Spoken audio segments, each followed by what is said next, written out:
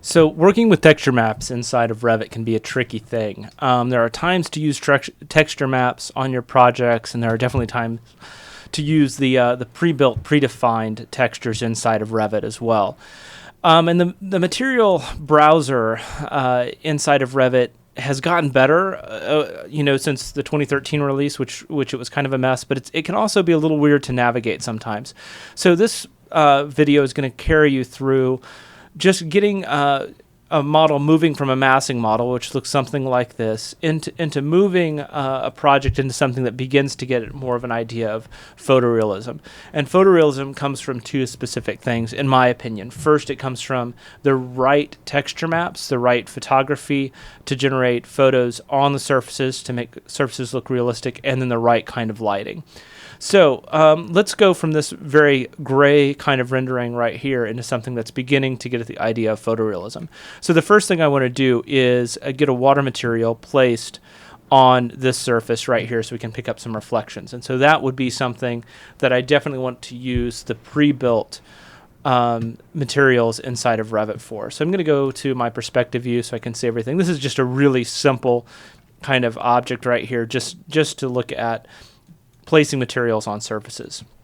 And this base piece right here, which has water on it, is a custom component, which requires a slightly different method for applying materials. So I want to walk through that.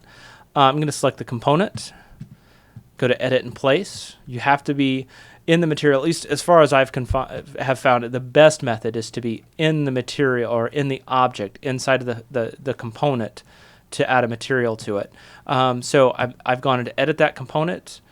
On the properties, we have materials. Right now it's set to default. So I'm going to open up the material browser here. And one of the things you'll notice right from the start, when you open this up, usually the library panel is hidden. It took me a while to figure this out inside of 2014. The default materials that are loaded in your template will show up, but not all of the materials available to you. And a couple of the things that were missing that were commonplace was the Revit grass, which don't use, it's terrible. It looks like green static. But one of the convenient ones that I've always used is the Revit water. This little mystery button right here, show and hide panel library, really, really important. This gets you access to the entire Autodesk material library. And inside of that, obviously, far more options, but one of the key ones is, I believe, called liquid. And the only liquid available is water. So we're going to go ahead and get that particular file working there. So I'm going to go to Create New Material. I think I already have water listed, so let me build a new one here. So I'm going to go, I'm right-clicking, rename. I'm just going to call it Water 2. And then I'm going to apply this water to the document. And I'm going to use Adds Material to Document and Displays in Editor. Actually, I guess I really didn't need to build that. Doing this is going to put the water in the material, so I probably have to name this one Water 3. I'm going to go ahead and say keep both. So Water 1 right here, I'm going to rename, and we'll call this one Water 3. Bit out of sequence there, sorry about that. So under Water 3, I can look at the appearance. And I'm going to, I have some basic data about water here. The one that I'm most interested in is the appearance. So I have some variables, wave height, color, and then the type of water. For something like this, I want to keep it simple. I'm going to use the generic reflecting pool. So that actually takes out several things. I'm going to expand this. I'm most interested in some subtle reflections, that kind of thing, a little bit of wave on there. And I know that generic reflecting pool is going to work really well for me. So I'm going to say OK to that. So now I have applied that to this surface all in one step. And that was because, again, I went to the material right here and set that up all in one step. Selected water, and it's automatically applied to that object. So I can go ahead and say Finish Model. And if I go back into my perspective view, camera 1, if I do another quick rendering here, and I'm rendering these on low, eventually towards the end we'll bump that up to medium, but to see definitely need to be at medium to high on your settings on the renderings. So now you can start to see I'm getting a little bit of reflection here. I'm starting to see also a little bit of transparency through with the water. So that's sort of step one on this particular project. So the next thing that I want to do is I want to apply brick to this wall right here. So the default Revit brick isn't that great, and so this is where we get into Photoshop and building our own custom texture maps. So I already have a few texture maps loaded. This particular set of texture maps I'll be using are from Mayang's texture catalog online. Great set of texture maps right here from Mayang. I'm not sure on the pronunciation. Mayang.com/textures. Google it; it'll pop right up. It's a pretty popular site. Lots of texture maps available, and so I've downloaded a few from this site. And the first one that I'm going to work with is this brick pattern right here. So the first thing that I want to do is drag a couple of guides down because I need to take this perspective or this image of brick out of perspective. Now, if you'll notice, this isn't just a few bricks. A lot of times I'll see people trying to get images of 4 or 5 bricks to work as a texture map, and it's never going to work. You need closer to 10 foot by 10 foot, 12 foot by 12 foot as a texture map for wall, so you don't see the tiling as much in terms of the repetition on the brick.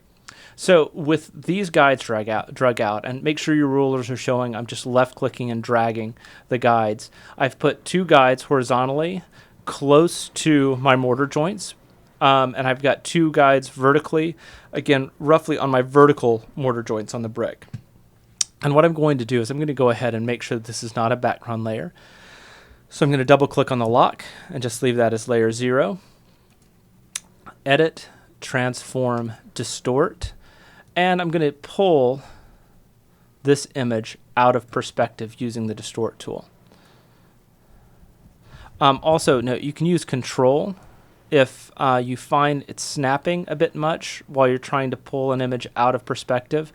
The distort tool, it's going to snap. It's going to snap to edges. If you hold down control, that snapping will kind of go away.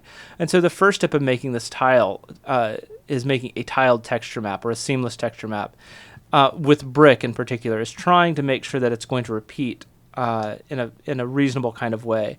And working with the mortar joints is really, really helpful with that.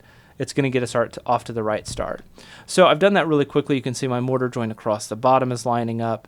My edges are roughly lining up. And I'm going to go ahead and accept that as something to enter. And then I'm going to go ahead and crop right along my joint, right along my guides. And now I can go ahead and get rid of my guides. I'm just going to throw those back onto the ruler.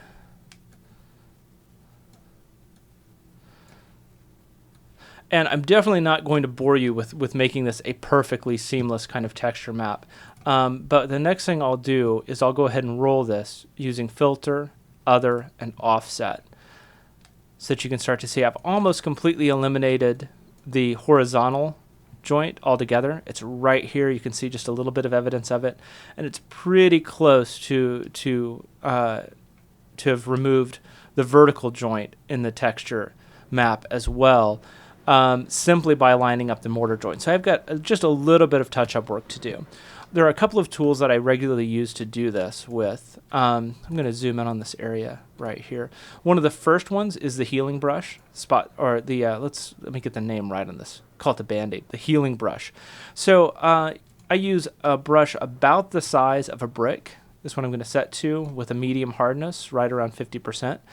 And what this tool is going to do is it's going to do a pretty good job of sampling for me sort of an area. So the first trick, just like using the clone tool, I'm going to define an area that I want to take some information from by using Alt. And then I can just sort of paint away on this.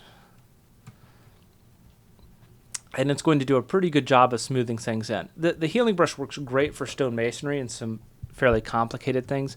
Not quite as good for brick because it has a tendency to kind of mess up the mortar joints. But it does a good job of sort of, you can see on this brick right here, it sort of evened out what was happening. So the next step that I'll usually do is I'll come back in with the clone tool, and the mortar joint's pretty obviously messed up here. And I'll use the clone tool to select a little bit of the mortar right here, and that'll just come right back across and fix those kind of things. I don't get too crazy anal retentive with fixing everything on this, and I'm certainly not going to do it for the video, but that begins to give you an idea of how to quickly work through brick. The next thing that I do on occasion is I will grab a specific brick, like let's say this dude right here. I'm going to use my rectangular selection tool and just do a quick edit, copy, edit, paste, and then slide that brick in to sort of replace or cover up a joint as well. So that's another trick that starts to work really well. I'm just going to go ahead and leave the rest of this, do just a little bit more work with the clone tool here, just to get rid of. Oh, notice the clone tool in particular is only going to work on the layer that you're on. So I need to be back on layer 0 right here. You can set up the clone tool to work from layer to layer, but usually your best bet is to just sort of leave it one layer to the other. Eventually that catches up with me and I do something stupid if I'm cloning from layer to layer. But you can see the clone tool, as long as you do a decent job of setting up that sort of initial crop, things work out pretty quickly and pretty easily. So again, I should probably do a little bit better job with this, but I don't want to bore you with watching me sort of work a seam out of brick. That's already pretty close to what I need. So I'm going to go ahead and File, Save As, and send this to my desktop as brick wall seam, and I'm going to save this as a JPEG file. So the next one that I want to work with is another one off the same website. This is some stone masonry. Different approach with the stone masonry. First of all, I want to go ahead and crop out the parts that I'm not going to want. And again, I'm going to get it close to the masonry joints. So, just already looking at it, I can tell I should bring it in just a little bit. And again, I'm going to use the control button here to make sure that I'm not snapping to an edge. So I've got that. I'm going to go ahead and roll the image.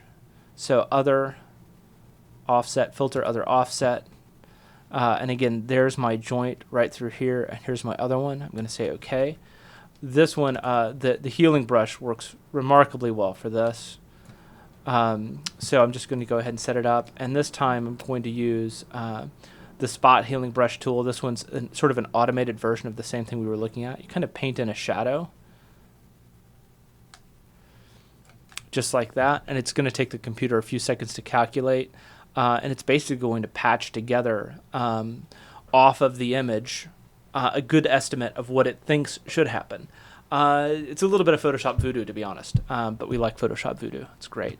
So you can see it's already done a pretty good job of getting rid of some things. You get some odd anomalies here that we need to fix. So again, I'm going to zoom in really quickly on this texture map. And again, just sort of patch together some things really, really quickly with the clone tool. So I would just use an Alt here and just sort of zip in a mortar joint there. Probably copy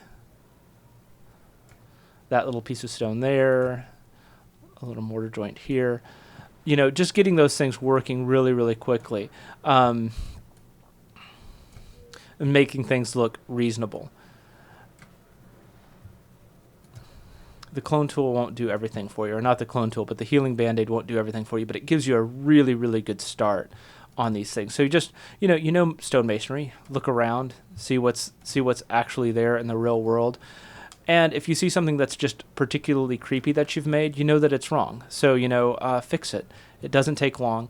And those types of things like this, once that repeats over multiple times in your image, on your rendering, it's definitely going to put your rendering sort of in the uncanny valley to an untrained eye. They're going to know something is wrong with that, but they're not going to know exactly what. So you definitely want to dive in and sort of get some of those things fixed. And again, this is one of those things. It really doesn't take long, but building these sort of customized textures really sets things apart. So you can still see there's still a few issues. Again, I'm not going to bore you with sort of fixing all of these. Again, by lining up that mortar joint across the horizontal, that's already really, really close. And I'm just going to go ahead and leave that and call it fine. So again, I'm going to do a file, save as. I always like to keep my original image intact. So I've got dry stone wall, seam 1, JPEG file, and OK. Back inside of Revit, I'm going to select this wall, which I can do now in the perspective view, or in the camera views, which makes me really happy. I'm going to select that wall, edit type. I'm going to edit the structure, and it's inside of the structure of the wall or the wall system that I can begin adding a material. So I'm using just the generic 8-inch wall. So every generic 8-inch wall is going to receive this new texture that I'm going to build. So I'm going to go create new material, rename, light brown brick. Now, I've already noticed that that's a terrible name for a file, so I'm sort of catching myself midway through here. By default, the materials are going to show up alphabetized. So anything that's a brick, really, really smart to go ahead and name it brick first, light brown. Much better title there. It'll be a lot easier to find that brick pattern later on. So from here, brick light brown, I'm going to go to the Appearance tab, and I'm going to click on the Image button. With the Image button, I've saved these things to the desktop, which again is probably bad practice. It works okay for a screencast, but you definitely want to be saving your texture maps to your project file. I usually save it to the same folder that I have my Revit file saved in, but we'll just go ahead and use this. Let's see here. I believe that was brick wall seam that I was working on. So I'm going to say open. And then I'm going to pull down this little line right here so that my preview render is quite a bit larger. So it's great to see this on a sphere. It looks really cool, but it's really, for an architect, it's pretty useless information. I almost always switch this to walls. And the main reason why I do this is because I get a chair. The great thing about having a chair in the view is I know that this chair is somewhere, the base is around 18 inches tall, the back of the chair is around 3 feet tall, and I can already tell that this brick is way too small. Those are, half an inch by 1 inch bricks or something like that, ridiculously small. So I need to edit this image so that it is repeating something more in proportion to what we have in this Photoshop file, which is probably, I would say, somewhere around, let's say, 8 feet tall, 10 feet wide. Maybe off a little bit more, maybe 12 feet wide, 8 feet tall in terms of its proportions. Being a little bit of a slop artist there in terms of setting up the proportions, but that's okay. Hopefully we'll get pretty good results.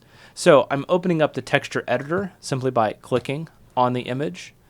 And there are two types, and I haven't really been able to pin how and why, the two sort of flavors of this that pop up. But essentially what I'm looking for is size. And I want to edit the size of this in the texture. So one flavor of this I'm putting in feet. The other one I'm putting in inches. I don't know which one pops up when. My computer, my laptop, has a tendency to pull up this texture editor, so we'll just go with it. So my size X, I believe, is the horizontal size. We'll see here in just a second. So I'm going to go with 144 inches. And so that sits 12 feet of width. And I'm going to go 96 inches on the height. So that gives me this texture map now repeating 12 feet by 8 feet. And you can immediately see right here on this image with the chair on this rendering that brick looks appropriately scaled for a wall, sort of for a human scale, what we would expect this brick to actually be. So I'm going to go ahead and say done with that. And I'm going to say OK and OK. And immediately the bricks should show up in this view. And notice I've got my view type set to realistic. If I'm consistent color or shaded, I'm not going to see that texture map show up. It needs to be set to realistic. So the other piece that's missing from this is a bump map. Brick has a definite texture to it. So this time I'm going to look at getting to this brick in a slightly different way. I'm going to go to Manage and Materials. And rather than editing the wall type, we'll just edit the brick texture. This is the exact same thing that we're getting ready to pull up. Brick light brown, appearance.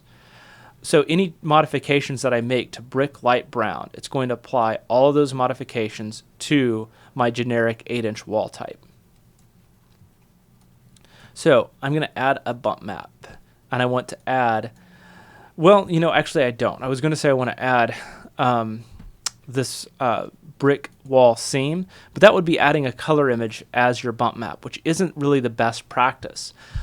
Bump maps will work with a color image, but the best kind of image really is more of a black and white image. So I'm going to go back into Photoshop really quickly, and I'm going to go File, let's go Image, Adjustments, Desaturate, Image, Adjustment, and I'm going to push the brightness and contrast quite a bit here. And I always typically like to use Legacy. It's going to give me a little bit more of an aggressive take on the brightness and contrast. But what I really want to do is push the black and white so that the mortar joints are coming out pretty far. I really want that strong difference. Oh, and I need to delete. I've got one little brick anomaly there on layer 1. Go ahead and delete layer 1 for that. File, Save As. This will be a JPEG file. And I want to save the exact same file. That was brick wall seam with underscore. And I usually do all caps so I can see it. Bump. Save. And OK.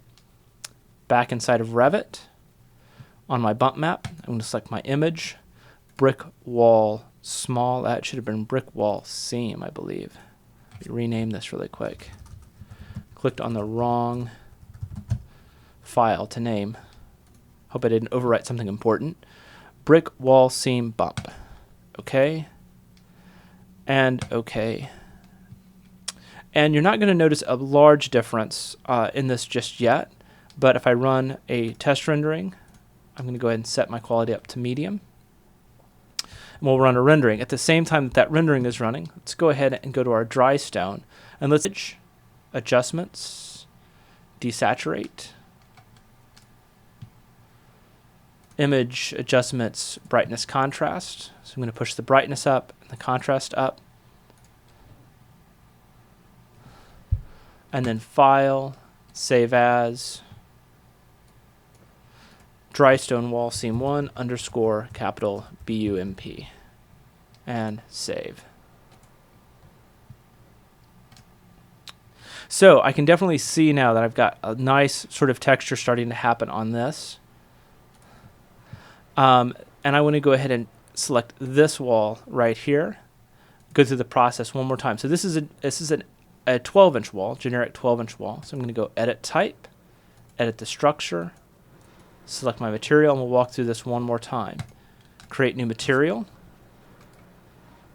rename, stone, masonry, dry stack.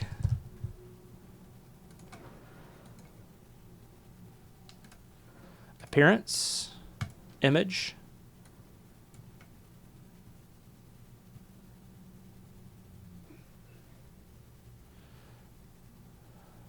dry stone wall seam 1. Let's drag that over, make sure I'm picking the right one. Open. I'm going to set this again to my wall type. Pull this down. And so again, this is going to be about, let's do 120 by 96. Looks like I need to change that again by just a bit. Scale, sample size, let's do 120, 10 feet. Oh, yeah, so this is the other texture editor. I need to unlock the proportion side to side. Things can be so squirrely to me sometimes. So unlocking the proportion gives me that chance to say I want this to be 8 feet by 10 feet. Wow, it definitely looks like it needs a little bit more than 10 feet on the proportions. 12 feet. There we go. Okay, so I've got 12 feet by 8 feet. That looks about right on here as well. Done. And now I need to come down and add that as a bump map.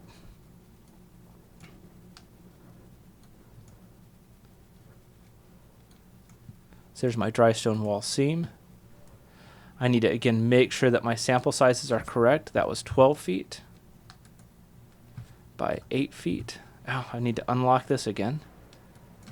12 feet by 8 feet. And that should be set. Done. And again, if I make this incredibly aggressive, you can start to see what that's doing, where it's really helping the rendering appear as that there's a little bit more depth on that surface. It's pushing the mortar joints in, giving the wall a little bit of texture. You know, for most surfaces, around 30 or so, 30 to 50 is the right kind of feel for this. So I'm going to say okay to that, and okay, and okay. And I do want to check one thing before I go much further. I'm going to go back to this material again. Modify, manage, sorry, materials. Let's go back to this light brown brick. I want to make sure that I did match up my brick bump map with the brick texture map. So this image right now is an 8-foot by 12-foot image of brick. I've got to make sure that my bump map is lining up exactly with that. And see, I'm repeating this as a 1 foot by 1 foot. So the bump is not going to line up with the image. So that needs to go to 12 feet.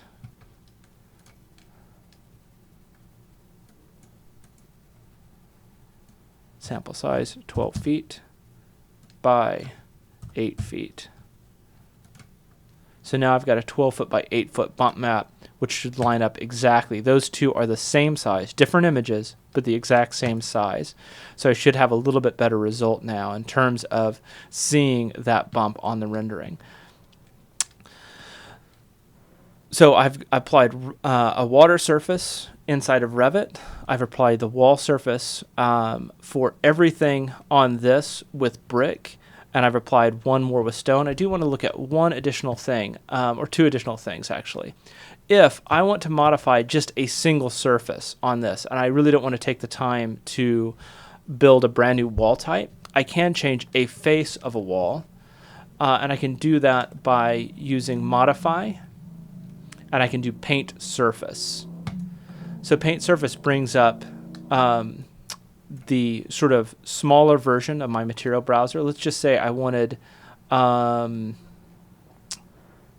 this particular face of the wall to be a concrete. I'm hoping that there's a concrete preloaded in here. Yeah, concrete, sort of a precast gray concrete. So that's going to select that face and apply a concrete to it. Wow, it's really terribly tiled.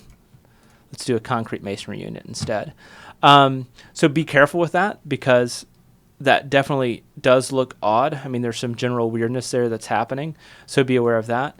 The last thing that we can do that quickly allows me to modify a texture map on a surface is to use split face. So if I select split face and I select a surface, I can draw on that surface like that, and now I should be able to paint inside of that surface. So if I come in and use my paint, and let's put a cherry panel in, I now have a texture map on a texture map that's overriding that wall. So if I go back to my rendering, camera view 1, let's do one more quick rendering of this to look at how it's coming together. And then we'll close out this tutorial on texture mapping inside of Revit.